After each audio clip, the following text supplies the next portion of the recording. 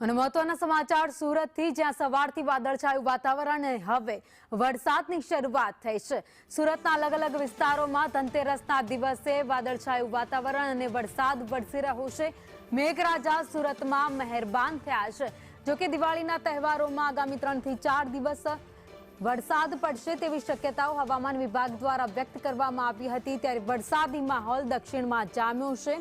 દક્ષિણ અને સૌરાષ્ટ્રના જિલ્લાઓમાં વરસાદ પડે તેવી પૂરેપૂરી શક્યતાઓ વ્યક્ત કરાઈ હતી અને હાલમાં વરસાદ વરસી રહ્યો છે। વાતાવરણમાં ઠંડક પ્રસરી ગઈ છે, પરંતુ બીજી બાજુ દિવાળીના તહેવારોમાં વરસાદ વરસતા લોકો છે ક્યાંક નિરાશ જોવા મળી રહ્યા છે।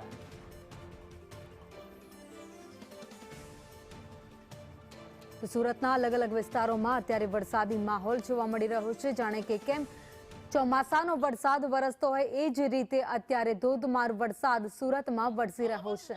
તરફથી દક્ષિણ ગુજરાતમાં વરસાદની આગાહી કરવામાં આવી હતી અને દિવાળીની સિઝનમાં અત્યારે જોઈ શકાય છે કે દક્ષિણ ગુજરાતમાં વરસાદનું આગમન થયું છે।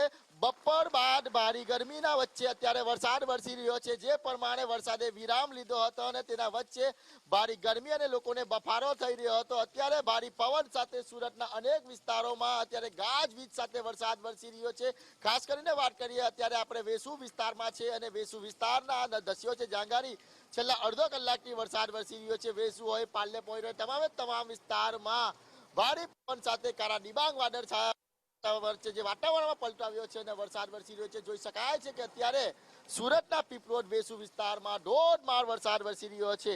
જે પ્રમાણે દક્ષિણ ગુજરાતની અંદર આગાહી કરવામાં આવી હતી દિવાળીની સિઝનમાં વરસાદ વરસશે તેની શરૂઆત થઈ ગઈ છે। આજે ધનતેરસનો દિવસ છે અને ધનતેરસના દિવસે જ વરસાદે માજા મૂકી છે અને શહેરના અનેક વિસ્તારોમાં અત્યારે ધોધમાર વરસાદ વરસી રહ્યો છે। ત્યારે વેસુ વિસ્તારમાં પણ ભારે પવન અને કડાકા ભડાકા સાથે વરસાદ વરસી રહ્યો છે।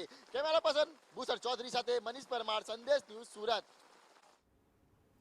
તો સુરતમાં અત્યારે ભારે પવન સાથે વરસાદની શરૂઆત થઈ ગઈ છે। સવારથી વાદળછાયું વાતાવરણ અને હવામાન વિભાગ દ્વારા પણ આગાહી કરવામાં આવી હતી કે દક્ષિણ ગુજરાત અને સૌરાષ્ટ્રમાં દિવાળીના તહેવારોમાં મેઘરાજા ગમે ત્યારે વરસી શકે છે। જો કે આ વરસાદ વરસતા ખેડૂતોની ચિંતામાં વધારો થઈ ગયો છે, કારણ કે આ કમોસમી વરસાદ ખેડૂતોના પાક ઉપર પાણી ફેરવી દેશે। હાલમાં જે પાક તૈયાર થઈ ગયો છે તે પાક સંપૂર્ણપણે પલળી જાય અથવા તો ખરાબ થઈ જાય તેવી પૂરેપૂરી શક્યતાઓ છે।